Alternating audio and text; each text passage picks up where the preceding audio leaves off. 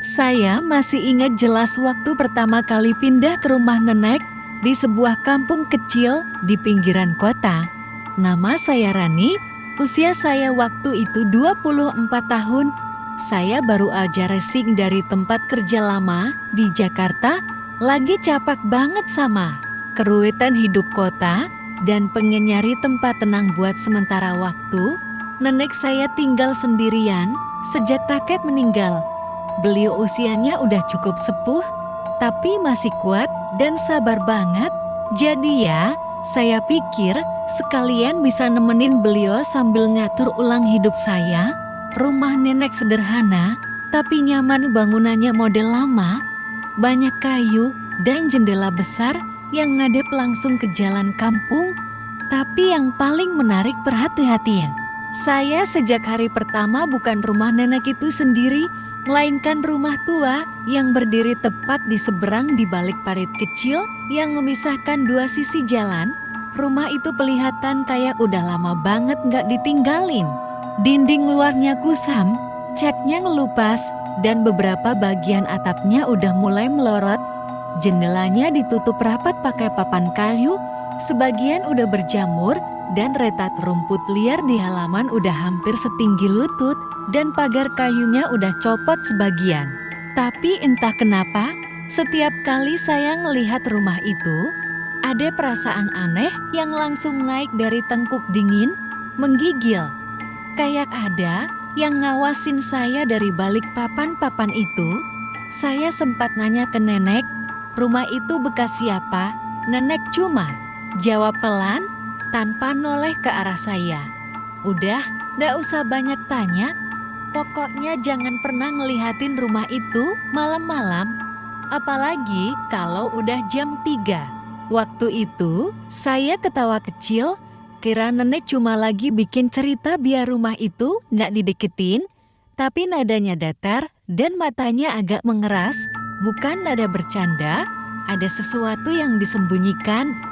Saya pikir rasa takut itu cuma perasaan orang baru. Tapi malam demi malam, rumah itu makin nunjukin sisi anehnya. Kalau siang, rumah itu cuma kelihatan kosong dan suram.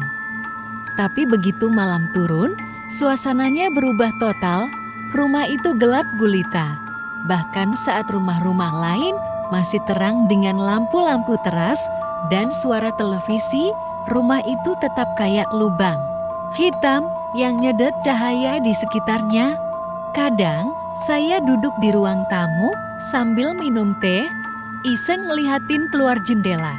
Dan di momen-momen kayak gitu, saya suka lihat sesuatu yang bikin jantung saya berhenti sebentar, seperti bayangan hitam lewat di balik papan jendela lantai 2. Cepat banget, hampir gak keburu diproses otak.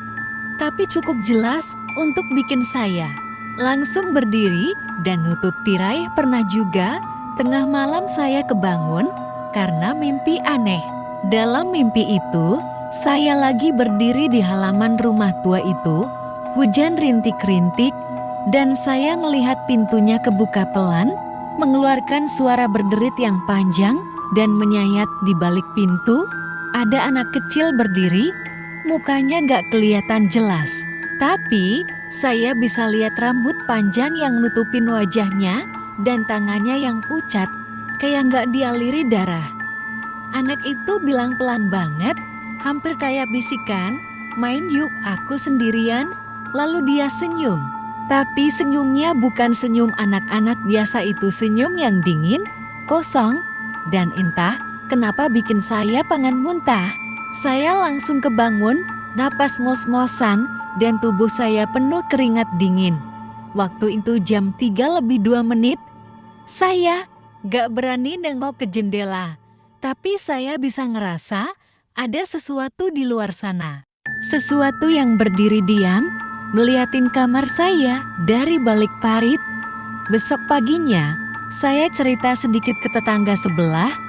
Bu Lastrid, beliau orangnya cerewet tapi baik, dan katanya udah tinggal di situ lebih dari 20 tahun. Waktu saya sebut soal rumah kosong itu, raut mukanya langsung berubah. Biasanya beliau senyum-senyum, tapi kali itu Senyumnya hilang. Mbak Rani, rumah itu udah lama kosong. Dulu pernah ditinggalin sekeluarga, suami istri sama anak perempuan kecil. Tapi katanya, anaknya hilang. Waktu itu sore-sore, main di halaman, terus katanya nyebrang ke arah parit. Mbak pernah balik lagi, saya nelen ludah. Terus orang tuanya. Beberapa minggu setelah kejadian, mereka pindah. Tapi gak pamit siapa-siapa. Malam-malam, rumah udah kosong. Gak ada mobil, gak ada suara. Orang sini percaya mereka pergi karena gak tahan.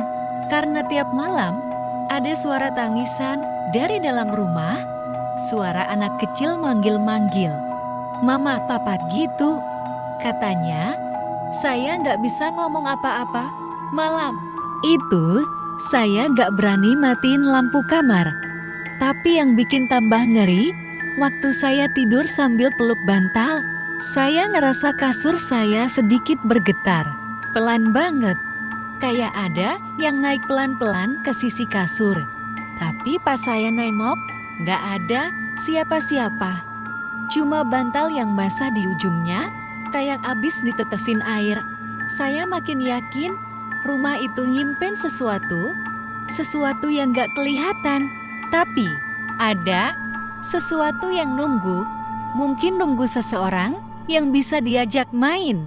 Dan sialnya, saya mulai ngerasa kalau saya sedang dilirik buat jadi temannya. Malam-malam berikutnya, saya dengar suara-suara aneh, kayak langkah kaki kecil di atas atap rumah nenek, kayak suara garukan dari jendela dapur, dan suara tawa anak-anak. Padahal di kampung itu ndak ada anak kecil yang tinggal di dekat rumah nenek. Waktu saya tanya lagi ke nenek, beliau cuma diem lama, lalu pelan-pelan bilang, kalau kamu dengar suara dari arah rumah itu, pura-pura nggak dengar. Kalau kamu lihat bayangan, pura-pura nggak lihat. Kalau dia mulai manggil kamu, jangan jawab. Dan malam itu juga, saya tahu saya udah terlalu dekat sama sesuatu yang gak bisa dijelaskan dengan logika, dan rumah itu yang selalu gelap. Mungkin bukan kosong, mungkin dari dulu gak pernah benar-benar kosong.